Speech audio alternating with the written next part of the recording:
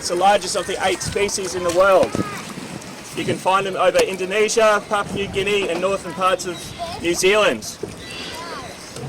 The Australian pelican height, it can stand up to 1.8 metres tall, weighing up to 7 kilograms. Just add to it, watch out for the cormorants too. He'll take your hand.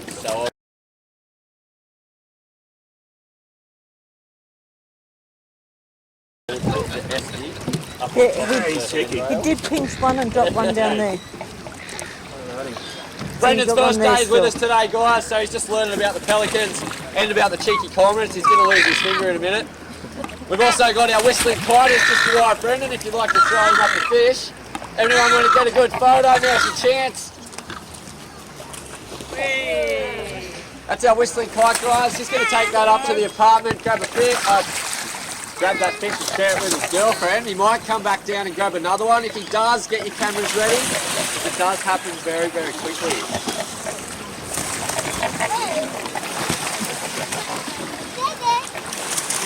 How high can the pelican fly, Brendan? Up to 3 kilometres in the air. 3 kilometres in the air? And what are they going to use that for? Travelling long distances.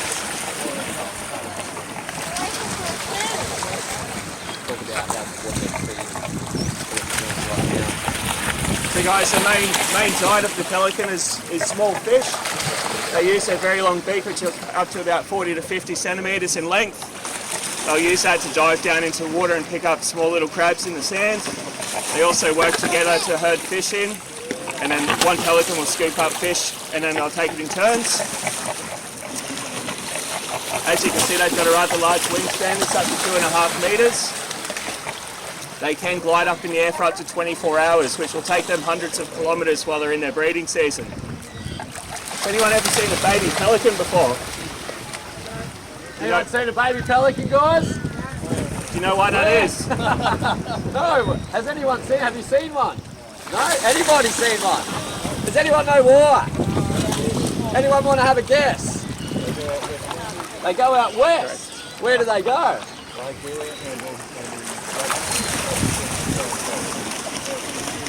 Well done. Did we all hear that? So they fly out west. They fly out inland. They've been recorded to go out as far as Lake Eyre. Why are they going out there, Brendan? To roost and breed. Roost and breed because there's a big food source, because it's flooded. They'll actually only go out there when it has flooded though. So I think it's quite amazing that they've got something that clicks in their brain that tells them it's time to go. Do we know when it's flooded in the middle of Australia? The weatherman doesn't get it right half the time, does he? But this really smart bird has figured out a way in its head to know when it's time to go out to the middle of Australia to have their young. They go out there to breed and also roost. Yes, thanks. Are they monogamous? They are monogamous.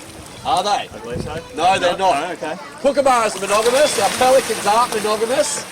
We've got 100,000 birds out in Lake Eyre. They've all gone out there to breed. Thank you. So there's lots of competition. The males have to try and find themselves a partner, and they've got a few interesting ways of doing it. We just learnt that they like to eat fish. That's their main diet. So the male's going to try and catch a big fish. He's going to catch a nice fish. He's going to walk along the beach and he's going to toss it up in the air and catch it. At this time of the year, his beak's also changed colour. Did you read about that? No, I didn't. So breeding season, their beaks change colour. Just try and get the main ones in the front, otherwise we'll start at their beaks change real salmon colour, and those blue lines on the beak really stand out, and that's a way to try and impress the girl or entrap the girl. Usually in our bird world, the males are prettier. Why are we prettier? We've got to try and attract the girl somehow, don't we? So breeding season, his beak's going to change a salmon colour and he's going to walk along the beach, clapping it. Make a big noise, make lots of noise, trying to attract the girl.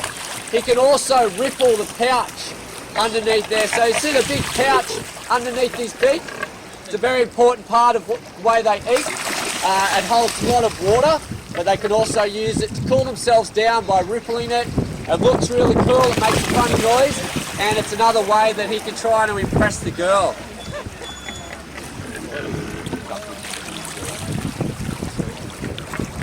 There's a bit of another thing we talk about too, guys. We're just teaching Brendan a bit today. It's his first day here. So with the pelicans, you'll notice, have a close look, you'll notice there's a bit of a hierarchy or pecking order. Give these guys a fish. When we give the ones closest to us a fish, They've actually swapped over. they're pretty confident. These big guys down here, you will usually have the larger, more confident ones towards the front. You throw one to the back. Notice what happens when the ones out the back grab one. You want to try and aim for a particular pelican. Not just randomly throw it, otherwise you're going to tell it twice. So you notice when these ones at the back get it, they want to get out of there pretty quick. They get chased by the bigger ones at the front. It's a bit of a hierarchy, a bit of a pecking order. We'll notice the ones towards the front, usually a little bit larger in size. And as we filter out to the back, they're getting a bit smaller, a little bit more timid. So they're usually our juvenile pelicans or our female pelicans. They are quite smaller in size. Here comes our kite again for any keen photographers. This is our whistling kite, another bird of prey that lives on the island. You lob them up nice and low, you come down and swoop it, and you get a really cool picture. That's cool. There's no right or wrong way to do it. Do you know why they're black and white? Pelicans, no, I don't know. Anyone know why the pelicans are the colour they are? No, they're not Magpie supporters. They don't follow Collingwood. Anyone know why the pelicans are black and white? No? Does anyone know what the name of the little birds are? Cormorants. They're pied cormorants. Lots of people come here, they think they're baby pelicans or little penguins. And neither of the two. They're a little pied cormorant. We'll notice both of them are black and white. On the top they're black, underneath they're white. Anyone blend in? Thank you, done. I fluked that one. What are we blending in with? The sky and the sea. Well done, sir. So from above, we look down at the sea, it's dark. From below, we look up and it's light. This is quite common in lots of our pelagic fish as well, and our large marine mammals like our dolphins and whales. They are black or a darker colour on the top and a lighter colour on the surface. This is known as counter shading, and it's a way that they can try and camouflage in with their surroundings. Back to our baby pelicans. We were talking about them before. The baby pelicans, so they've flown all the way out to the middle of Australia. They can fly for up to 24 hours in one period of time. Can you drive a car for that long? I couldn't drive a car for that long. I last about 3 or 4 hours and I'm ready for a nap. 24 hours they can fly. It's quite amazing.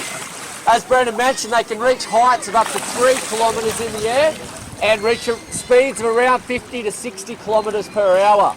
So they can travel quite a long distance, quite a short time, but they don't tend to flap their wings so much. They've got a big wingspan. How big's the wingspan? 2.5 metres. About 2.5 metres, which makes them one of the biggest birds that we have on the island. And instead of flapping their wings, they like to use the thermals in the air, sort of like a hang glider. Pretty sure that's how hang gliders figured it out, copying the big birds. They can just glide and soar through the air. They don't need to flap those big wings. And they also like to travel in a V formation. Looks really, really cool when they're flying along, and they look amazing when they come into land. So he's gone out to lake there, he's flown out there, he's found his girl, he's finally got a girl.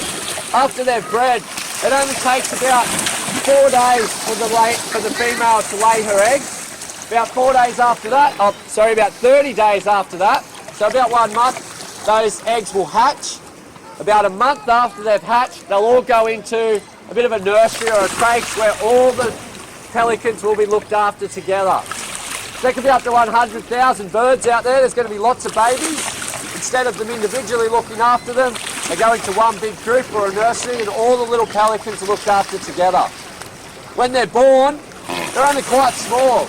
We have a pelican egg in the eco centre if you want to come and check it out. Look at this guy cruising along.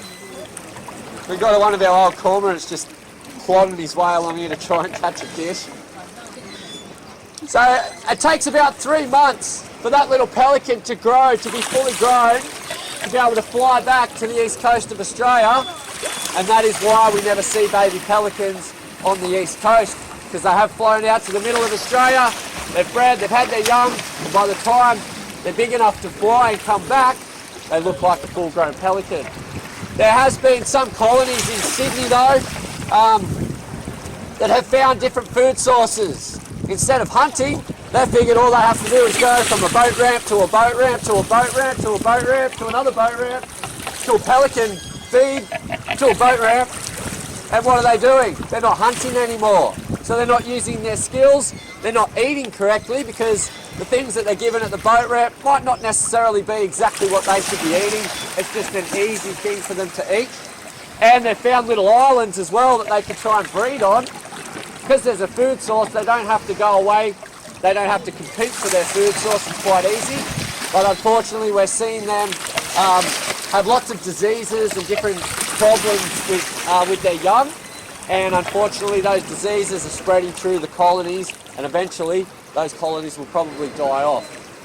So threats to our beautiful birds. You can think of a threat to our beautiful pelicans. Plastic, pretty bad. Does anyone know how bad it is? It's estimated by 2050 there's going to be more plastic and rubbish in our ocean than fish. This is quite an alarming statistic. Is there anything that we can do to help? Don't use plastic. Sounds pretty simple. That's the kids. I do school groups every day. We do big school groups. We ask these questions to the kids. The kids come up with the most amazing answers. Don't use plastic. Pretty simple, isn't it? Is it that simple? Unfortunately, it's not. Everything comes wrapped in plastic. It's really, really hard. What did you just see? I saw the splash. Oh! That did not look like a dolphin. What was that? Oh! He's a dolphin. It must be a dolphin. It could be the... No, I'd say it's too... I do not know what that is. It's got to be a dolphin, surely. Whatever it is, it doesn't look like it's having much fun. It could be a shark attacking a turtle. That would be pretty cool.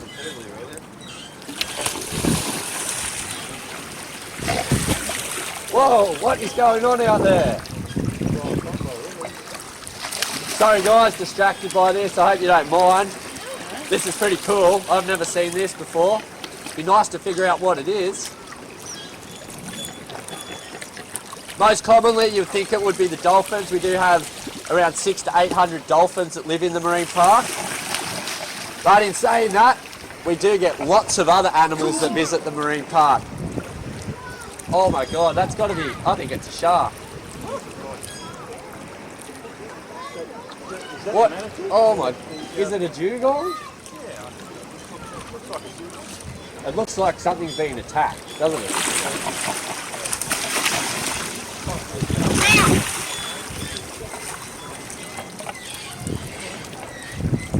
It could be a shark attacking a dugong. That would be pretty crazy. Now in the last 2 weeks we've had a dugong, his name's Doug. Doug the dugong's been sighted in the channel every day. I really hope that that's not what's happening out there right now, because Dougie the dugong's been quite an attraction. Has anyone seen a dugong? No. In the wild? No. Here? I was very, very lucky the other day. I got him a stand-up paddleboard, came out for a paddle right in front of the marquee. Before I even got to the dark bit of water, the deep bit, the dugong, Dougie came up, swam under my board, swam around me. 2 scuba divers went scuba diving the other day straight out in front of water sports in front of the graveyard, and they got to swim with Dougie, which is really cool. Not many people get the opportunity to swim with a dugong. You can give him one more. So yeah, if you do get a chance guys, get on the Marine Discovery Cruise, on the snorkel tour, any of the boat tours that Tanga Tours offer, or get on a stand-up paddleboard and head out into the water. There's a good chance this week you might get to see one of the dugongs out there in the wild. I'm quite concerned about what's happening out there, guys. It looks like a turtle now, doesn't it? Oh, I wish I could get on a boat right now. I honestly think a turtle's been attacked by a shark out there, guys. And that's what it looks like to me. I thought I saw a fin.